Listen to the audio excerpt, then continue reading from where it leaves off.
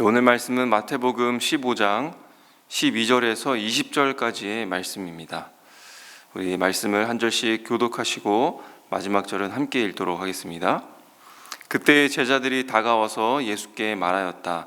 바리새파 사람들이 이 말씀을 듣고 분개하고 있다는 것을 아십니까? 예수께서 대답하셨다.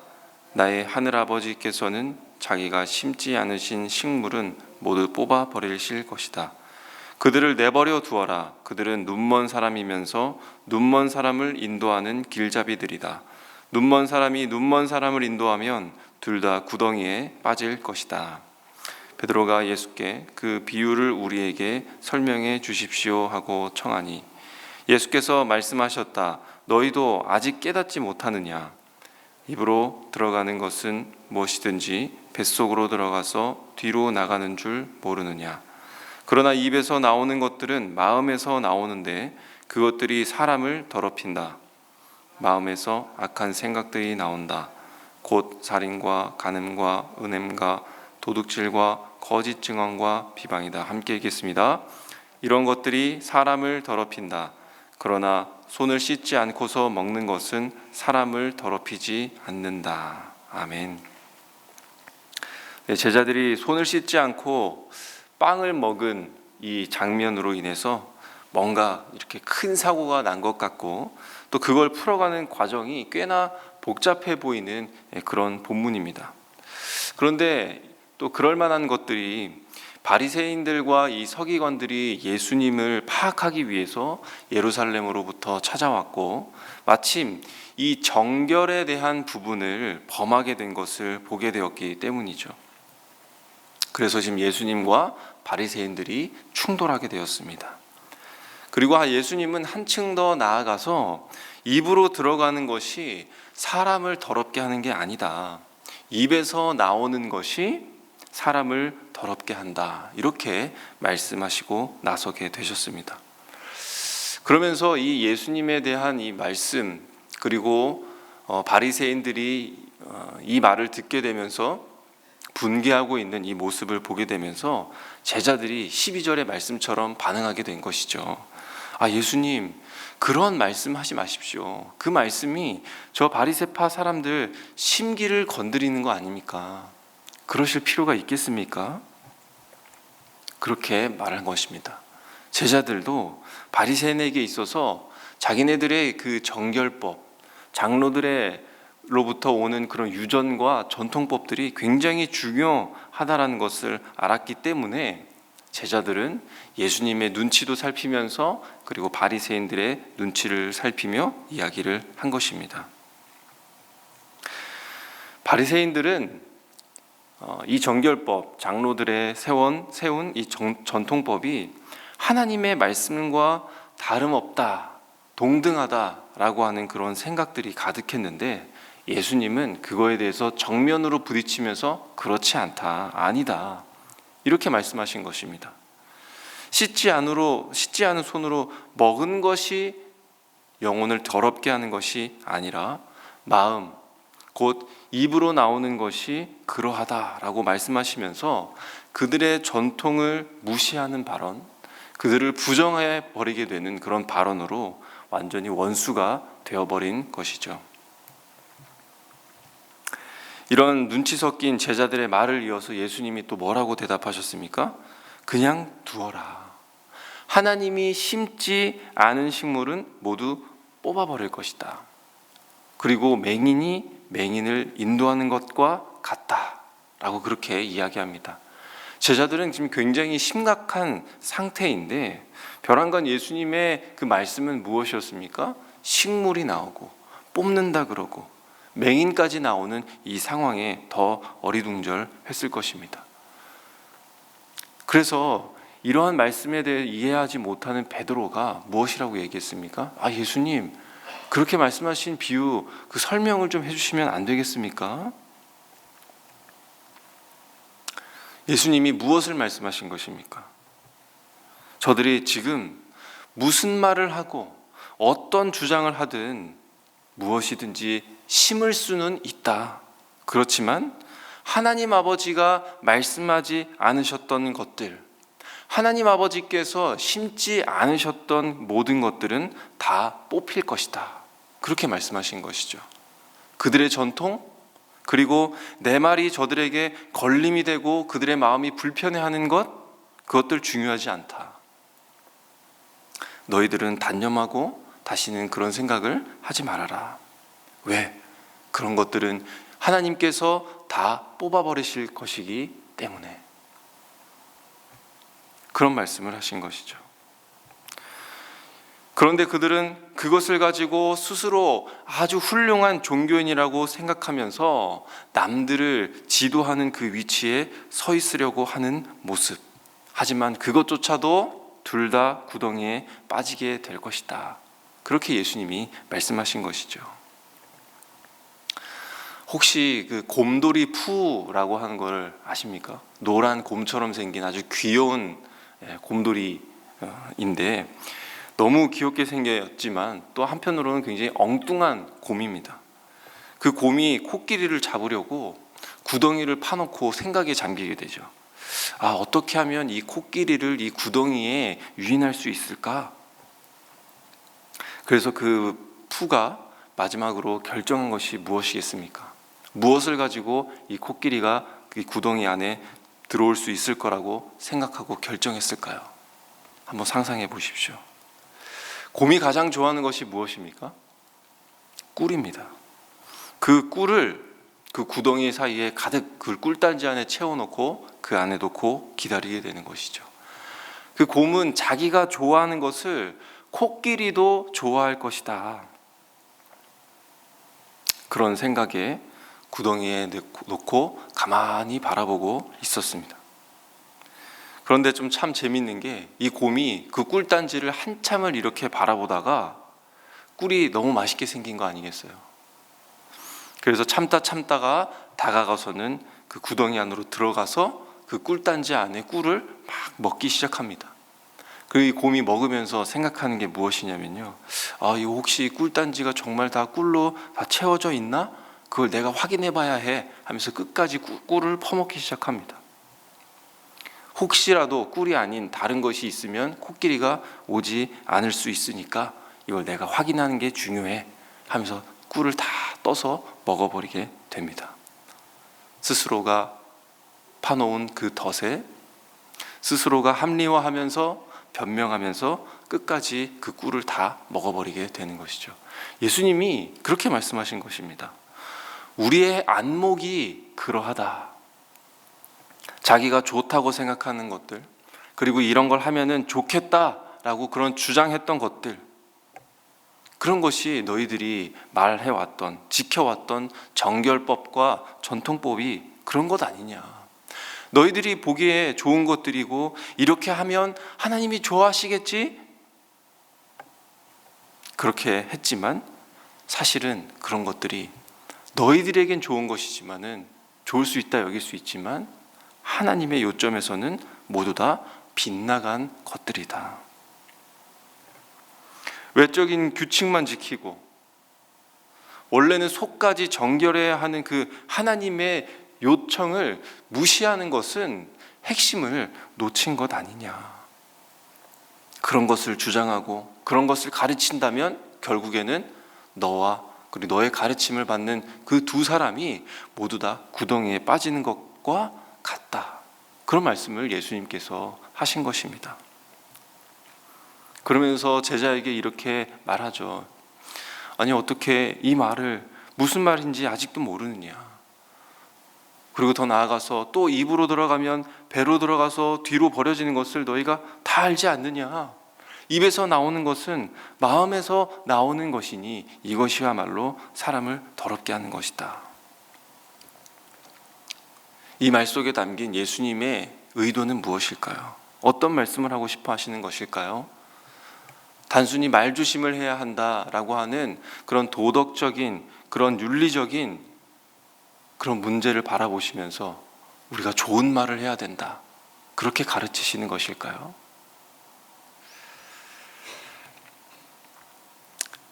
예수님은 이 문제를 짚어내시고 싶어 하신 것만은 아닐 것입니다. 예수님은 첫 번째로 우리의 마음, 나의 말, 나의 삶이 어떻게 더럽혀질 수 있는가, 이거에 대해서 우리에게 보여주시고 말씀해 주시고 계시는 것이죠. 그래서 예수님은 우리의 삶의 현장에서 실제적으로 부딪히게 될 이 싸움과 갈등에 대해서 보여주고 계신 것입니다. 무엇입니까? 바리새인들이 장로가 세워서 유지했던 그 유전과 그리고 사람이 만들어낸 이 전통법을 가지고 어떻게 한 것입니까? 하나님의 말씀을 피했다고 보는 것입니다.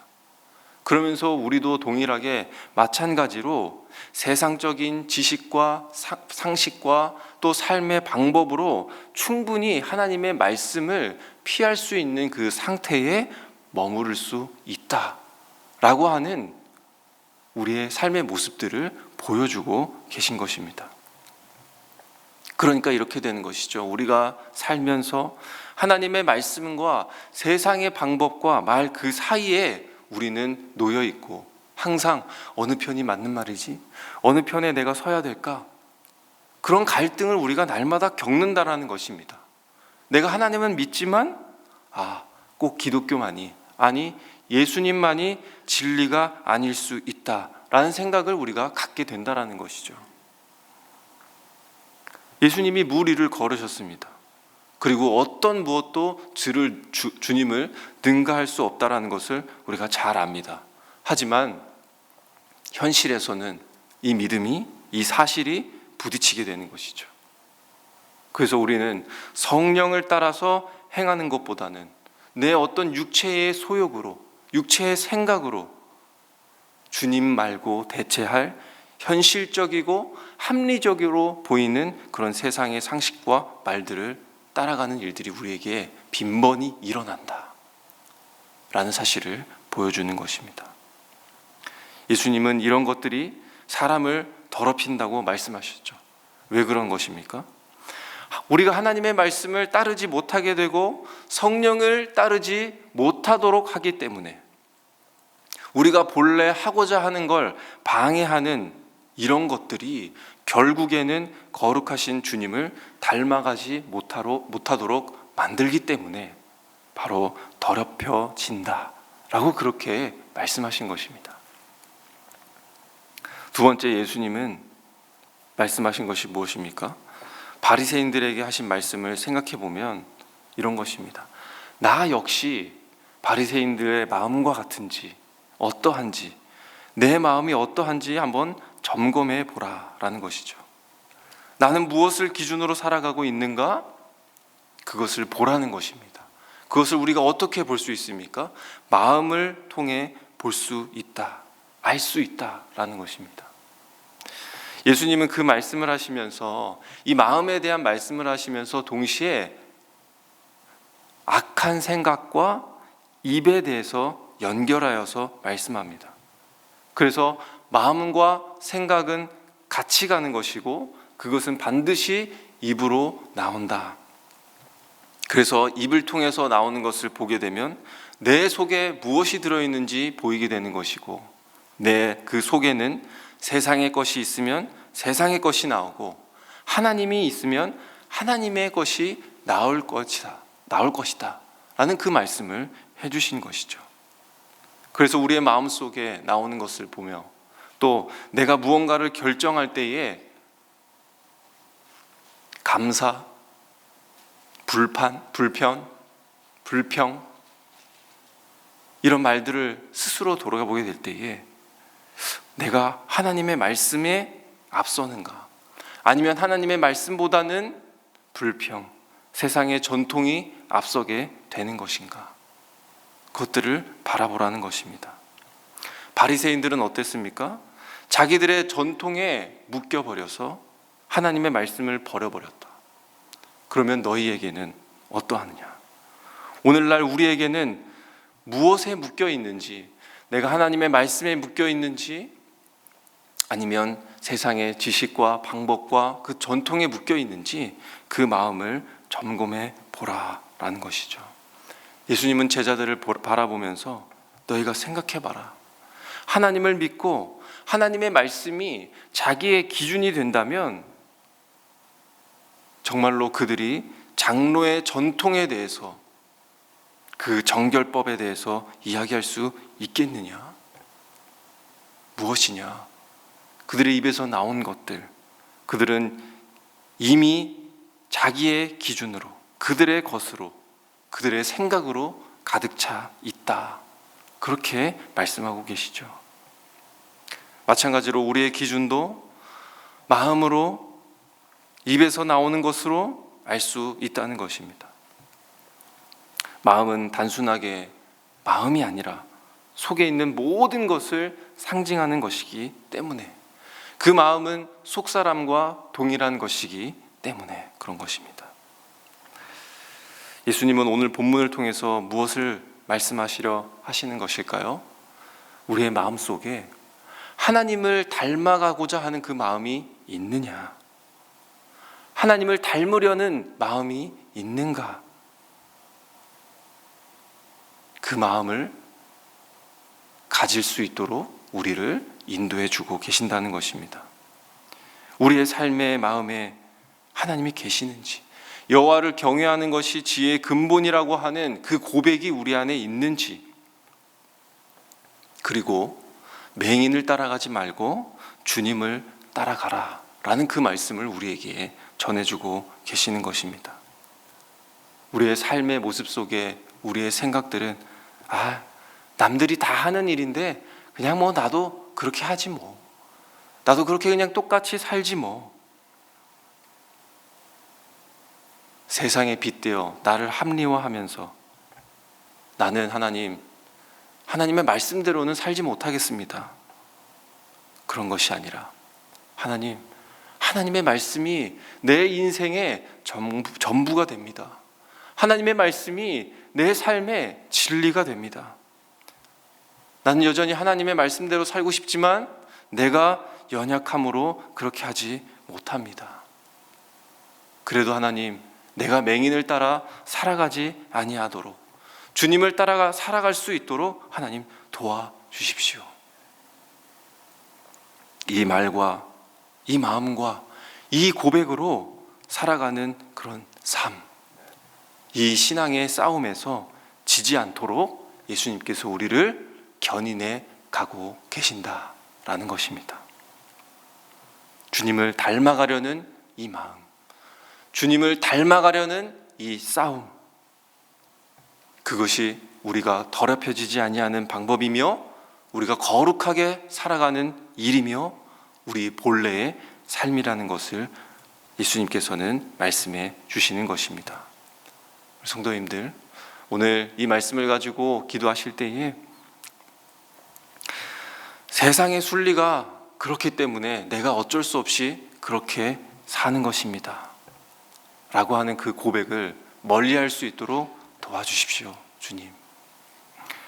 분명 내 삶 속에 말씀과 이 순리 사이에서 나는 또다시 갈등하고 나는 또다시 고민할 것이고 나는 그렇게 또 넘어질 그런 연약함을 가지고 있지만, 내가 넘어졌다고 해서 하나님의 말씀이 힘이 없다라고 하는 그런 고백이 내 입에서 나오는 것이 아니라, 주님께서 나를 부르시는 그날까지 하나님은 언제나 나에게 유일한 진리였습니다. 하나님의 말씀은 나를 인도하시는 목자였습니다 라는 이 고백으로 내 마음과 내 입술의 말로 채워주시기를, 이 믿음과 고백으로 살아갈 수 있는 저와 여러분들이 되시기를 소망합니다. 이러한 결단의 기도를 오늘 하시며 나아가도록 하겠습니다. 또한 이어서 우리가 목장 모임을 위해 기도하면 좋겠습니다. 오늘도 분명 많은 목장이 이 일주일의 일과를 다 마치고 정말 쉬고 싶은 마음이 가득하지만 그래도 말씀을 가지고 다시 한번 살아내고자, 또 갈등 속에서도 세상의 지식을 뿌리치고 하나님과 하나님의 말씀이 완전했다라고 하는 이 고백이 있는 목장 모임이 될 수 있도록, 그리고 우리를 더럽혀지는 그런 것들로부터 거룩해질 수 있는 목장 모임으로 인도해 주시기를 함께 기도해 주시면 좋겠습니다. 그리고 우리 교회 일정을 위해서 기도해 주시기 바랍니다. 내일은 또 자녀와 함께하는 새벽 기도회가 있습니다. 우리 다음 세대가 정말 하나님의 말씀으로 산다는 것이 어떤 것이고 또 기도를 통해 하나님을 알아가는 것이 얼마나 중요한 일인 것임을 아는 그런 세대가 될 수 있도록 하나님 도와주십시오. 그리고 작은 목자 훈련이 이번 주부터 시작됩니다. 우리의 삶의 실제가 되시는 그 하나님을 나눌 수 있는 공간과 시간이 될 수 있도록, 그리고 연약한 삶에 얹혀진 그 무게가 이제는 주님과 함께 매는 그 멍에로 말미암아 가벼워질 수 있도록, 육체의 소욕대로 살아왔던 삶에서 돌이킴받고 진정 말씀을 따라서 살아가는 그 기쁨의 삶이 회복될 수 있도록 우리 함께 이를 위해서 기도하신 후에 우리 각자의 기도 제목으로 기도하시도록 하겠습니다. 함께 기도하겠습니다.